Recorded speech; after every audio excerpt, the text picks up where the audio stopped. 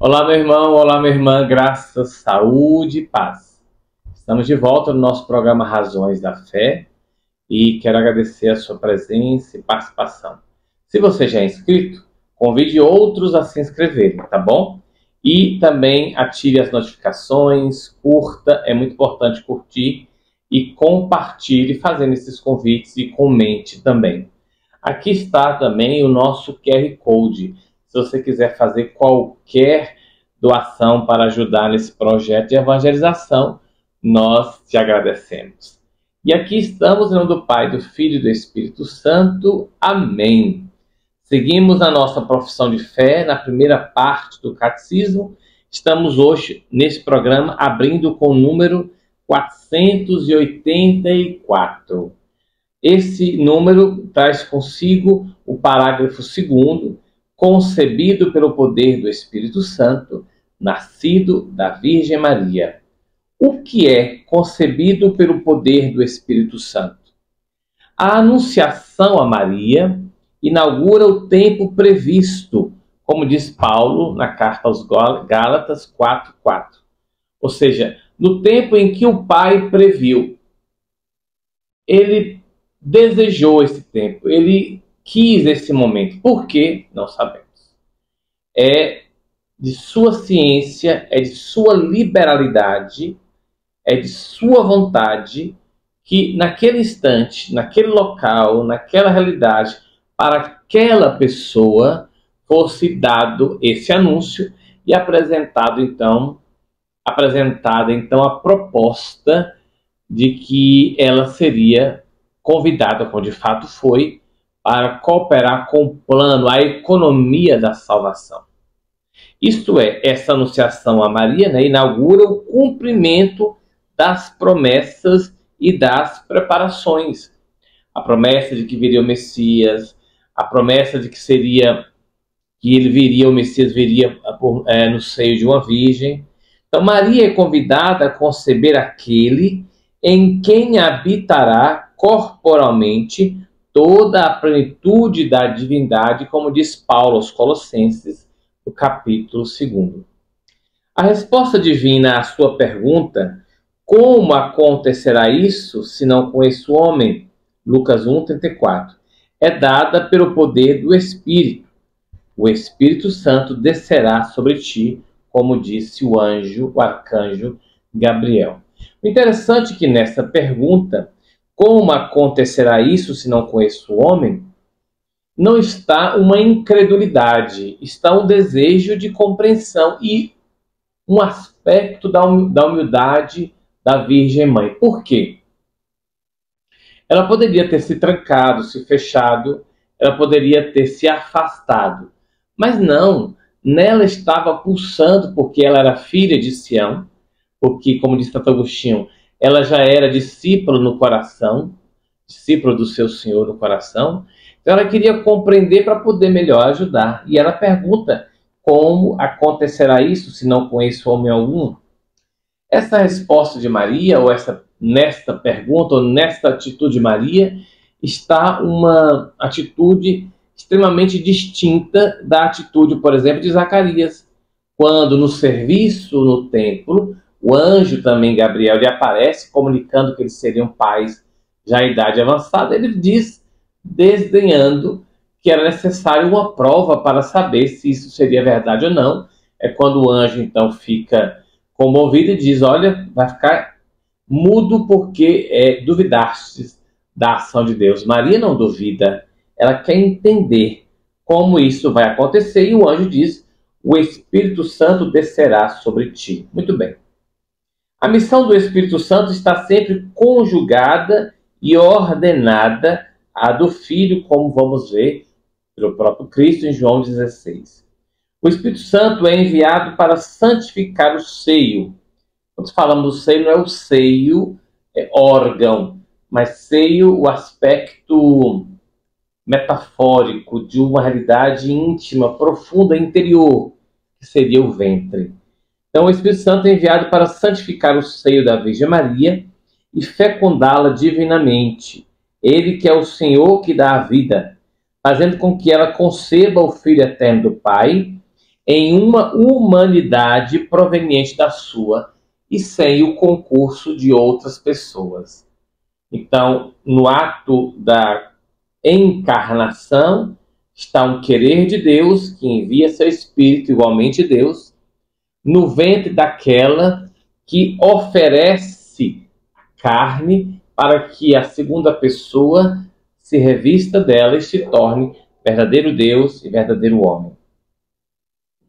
Ao ser concebido como homem no seio da Virgem Maria, o Filho único do Pai é Cristo, isto é, ungido pelo Espírito Santo. Desde o início de sua existência humana, ainda que sua manifestação só se realize progressivamente. Voltando à questão da unção, reis, profetas, sacerdotes eram ungidos por outras pessoas. Cristo não. Cristo é ungido pelo próprio Pai. Então, o Pai quem habilita o Filho a vir e faz com que a sua missão aconteça. E dos dois nos é oferecido o Espírito Santo de Deus.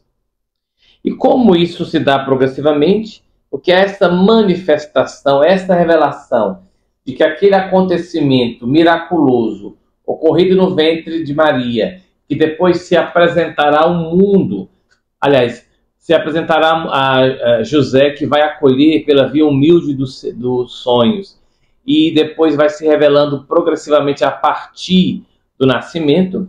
Isso se dará aos pastores, aos magos, a João Batista, aos discípulos. Toda a vida de Jesus Cristo manifestará, portanto, como ele foi ungido por Deus com o Espírito Santo e com poder, como está em Atos 10, 38. Nascido da Virgem Maria. Eu volto a dizer, isso aqui é um elemento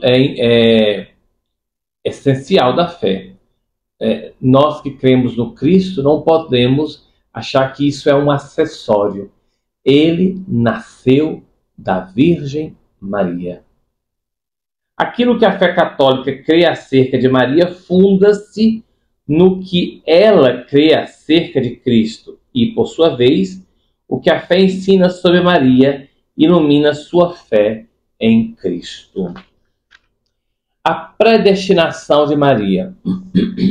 Deus enviou seu Filho, porém, para formar-lhe um corpo, diz Hebreus 10, quis a livre cooperação de uma criatura. Livre cooperação. O termo predestinação, muitas vezes no nosso idioma ou na nossa compreensão ocidental, alguém que está predestinado, alguém que está destinado a algo, é como se tivesse trazendo consigo uma marca, um peso que o obrigasse a fazer aquilo. Tipo, fulano está obrigado a ser padre. É como se ele não pudesse ser outra coisa senão padre. Epa, alto lá. Na fé cristã, não. Ninguém é obrigado a. Nós somos predestinados, destinados a Deus, é verdade.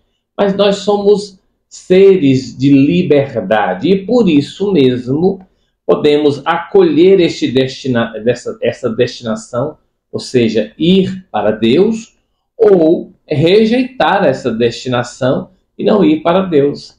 Maria estava predestinada e ela livre, qual Eva, foi solicitada dela uma resposta. Eva disse não, Maria disse sim. Então, de forma livre, ela cooperou. Por isso, desde toda a eternidade, Deus escolheu para ser a mãe de seu filho uma filha de Israel, uma jovem judia de Nazaré, na Galileia. Diz lá Lucas 1, uma virgem prometida em casamento a um homem de nome José, da casa de Davi. A virgem se chamava Maria. Vai dizer a Lumen Gentium, um documento do Concílio Vaticano II, quis o Pai das Misericórdias que a encarnação fosse precedida pela aceitação daquela, olha só que bonito, a aceitação daquela que era predestinada a ser mãe de seu filho, para que, assim como uma mulher contribuiu para a morte, uma mulher também contribuísse para a vida, nos diz Lumen Gentium no número 56. Ao longo de toda a antiga aliança, a missão de Maria foi preparada pela missão de santas mulheres. Isso aqui é um modo de ler as Escrituras, muito dos antigos, dos santos padres, que é uma leitura de prefiguração. Ou seja, tudo o que se vê nas Escrituras, no Antigo Testamento, são uma prefiguração do que iremos ver realizado nas figuras do Novo Testamento. Daí que as santas mulheres são uma antecipação, são símbolos do que viria a ser Maria. No princípio está Eva, a despeito de sua desobediência, ela recebe a promessa de uma descendência que será vitoriosa sobre o maligno e de ser a mãe de todos os viventes. Em virtude dessa promessa, Sara concebe um filho, apesar de sua idade avançada. Contra toda expectativa humana, Deus escolheu o que era tido como impotente e fraco, vai dizer 1 Coríntios 1:27. Essa passagem de Paulo aos Coríntios é muito forte, porque as situações da história da igreja, da vida humana, onde nós vemos Deus nos falar por meio de pessoas que na sua realidade não nos dizem muito, mas de repente nos dizem tudo. Só um exemplo bem simples, né? Assim, bem simples no modo de falar, mas um exemplo que evoca densidade. Santa Dulce dos Pobres, uma mulher franzina, sem tantos atributos estéticos de beleza. De repente, nesta mulher, Deus se revela. E ela realiza, Deus por meio dela realiza uma obra gigantesca. Meu querido bispo Dom Celso José dizia que não precisaria exigir dela os milagres que a congregação para os santos exige. Dom Celso achava que a obra que Deus realizou por meio de Dulce já era o grande milagre. Então, aquilo que aparentemente é incompetente, que aparentemente é vil, é desprezível, Deus manifesta, né, a sua fidelidade, a sua ação. Ana, a mãe de Samuel, Débora, Ruth, Judite, Esté e muitas outras mulheres. Maria, primeira entre esses humildes e pobres do Senhor, que com confiança dele esperam e recebem a salvação. Com ela, excelsa filha de Sião, depois da longa espera da promessa, completam-se os tempos e instaura-se a nova economia, novamente nos diz a Lumen Gentium, no número 55. Muito bem. Então, concebido pelo poder do Espírito Santo, aqui percebemos a vontade de Deus que a criatura participasse desse projeto, porém com a ação direta do Espírito Santo, sem o concurso de outros seres humanos. Concurso apenas da Virgem Maria. Maria que é predestinada e que livremente coopera. E por isso é nesta esteira, neste horizonte, que nós vamos entendendo alguns atributos da Virgem Maria que serão tornados dogma da Igreja. Por exemplo, a sua Imaculada Conceição, ou seja, a sua concepção pura. E aí nós vamos entender um pouco nas figuras de Joaquim e Ana, que tem a relação normal de todo casal e que dessa relação está tudo ok, uma nova vida vem ao mundo. Pois essa vida foi preservada do pecado original, para que, livre como Eva, pudesse ela dizer sim ou não. E que bom que ela disse sim. Para ser a mãe do Salvador, Maria foi enriquecida por Deus com os dons dignos para tamanha função, nos diz também a Lumen Gentium número 56. No momento da anunciação, o anjo Gabriel a saúda como cheia de graça. É Lucas 1:28. Efetivamente, para poder dar o assentimento livre de sua fé ao anúncio de sua vocação, era preciso que ela estivesse totalmente, repito, estivesse totalmente sob a moção da graça de Deus. Não poderia haver nela nenhum tipo de força contrária, senão a sua resposta seria contaminada. Ela, livre, totalmente movida por Deus, iria ser convidada a dar uma resposta.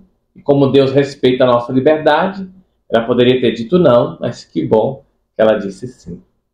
Ao longo dos séculos, a Igreja tomou consciência de que Maria, cumulada de graça por Deus, foi redimida desde a concepção. Essa palavra não pode nos escapar. Redimida. Maria não nasce, Maria não é concebida sem pecado, porque ela traz em si essa característica. Não, ela é humana, como todos nós. Contudo, Deus quis, em virtude do seu Filho, antecipar na redenção dele aquela filha de Sião. Então ela é redimida desde a concepção. É isso que confessa o dogma da Imaculada Conceição, proclamado em 1854 pelo Papa Pio IX. Vamos então entender a fórmula do dogma. A Beatíssima Virgem Maria, no primeiro instante de sua conceição, de sua concepção, quando o óvulo é fecundado pelo espermatozoide, por singular graça e privilégio de Deus onipotente, em vista dos méritos de Jesus Cristo, Salvador do gênero humano, foi preservada imune de toda mancha do pecado original. Então está muito claro aqui, a ideia, aliás, está muito claro aqui o protagonismo de Deus. É Deus quem realiza isso em Maria para que ela tivesse as condições necessárias para dar uma resposta plena. Se fosse não, seria um não pleno. Como foi sim, foi um sim pleno. Esta santidade resplandecente é absolutamente única, da qual Maria é enriquecida desde o primeiro instante de sua concepção. Também diz a Lumen Gentium. Os padres da tradição oriental chamam a Mãe de Deus de a toda santa. Lembremos, em vista dos méritos do seu filho, os padres da tradição oriental chamam a Mãe de Deus de a toda santa, Panhagia. De modo que, pela graça de Deus, Maria permaneceu por toda a sua vida pura de todo o pecado pessoal. Faça-se em mim segundo a tua palavra. É o que Maria experimenta, certa de que nada é impossível a Deus. Assim, ela vive a graça de ser a mãe do Salvador. Santo Irineu diz assim: obedecendo, se fez causa de salvação, tanto para si como para todo o gênero humano. Inclusive, essa questão da obediência vai estar presente no texto da Carta aos Hebreus sobre Cristo, que aprendeu a obedecer entre lágrimas e sofrimento. A maternidade divina de Maria, denominada nos evangelhos a mãe de Jesus, Maria é aclamada sob o impulso do Espírito, desde antes do nascimento de seu filho, como a mãe de meu Senhor, vai dizer Isabel, a sua parenta Maria, que nem tinha dado ainda luz ao filho, ela já trazia consigo essa dignidade. Ela é a mãe do meu Senhor. E por isso que Maria vai ser sempre entendida como Theotokos, mãe de Deus, enquanto criatura, enquanto feito criatura, enquanto homem. A virgindade de Maria. A igreja confessa com isso que Jesus foi concebido exclusivamente pelo poder do Espírito Santo no seio da Virgem Maria. Ao falar isso, o que acontece? A igreja está dizendo que pronto, não houve outra realidade que fizesse com que o ventre de Maria fosse fecundado. Foi o Espírito Santo de Deus. Assim sendo, meus irmãos e irmãs, os relatos evangélicos entendem a conceição virginal como obra divina que ultrapassa toda compreensão e toda possibilidade humanas. Inclusive, vai ser o anjo que vai dizer a José, não temas recebê-la, porque o que acontece com ela é obra do Espírito Santo. Assim sendo, Maria, sempre virgem, o aprofundamento de sua fé na maternidade virginal levou a igreja a confessar a virgindade real e perpétua de Maria, mesmo no parto do Filho de Deus feito homem. Com efeito, o nascimento de Cristo não diminuiu, mas sagrou a integridade virginal de sua mãe. A liturgia da igreja celebra Maria como ei paternos, sempre virgem. Dentro da virgindade de Maria, há sempre aquele detalhe sobre os irmãos e irmãs de Jesus, que já é algo extremamente pacificado. Não houve outros filhos. Maria só teve Cristo Jesus como filho único e pleno. Os outros são expressões, como está em Gênesis 13, 14, 29, onde no idioma, sobretudo hebraico, não havia elementos que particularizassem tanto as relações. Era de um clã, de uma tribo, todos se sentiam, ou todos eram entendidos como irmãos, mesmo que não houvesse consanguinidade. Ok? Assim sendo, Maria é ao mesmo tempo virgem e mãe, por ser figura e a realização mais perfeita da igreja. A igreja torna-se também, ela, mãe, por meio da palavra de Deus, que ela recebe na fé, pois pela pregação e pelo batismo, ela gera para a vida nova e imortal as filhas e os filhos concebidos do Espírito Santo e nascidos de Deus. Ela é também a virgem que guarda íntegra e pura a fé dada a seu esposo, como nos diz a Lumen Gentium. Pois bem, terminamos esse nosso programa e agradecemos a presença de todos aqueles e aquelas que se inscreveram. Muito obrigado. Procurem fazer com que outros também se inscrevam. Ativem o sino das notificações. Comentem, curtam. É muito importante curtir, tá ok? E também, se você desejar, e também outras pessoas desejarem, é só fazer aqui a sua doação apontando sua câmera para o QR Code. Essa ajuda, qualquer ela, será de grande importância para a manutenção desse projeto de evangelização que requer recursos, tá bom? Que Deus te abençoe, em nome do Pai, do Filho e do Espírito Santo. Amém. Grande abraço e até o próximo encontro, se Deus quiser.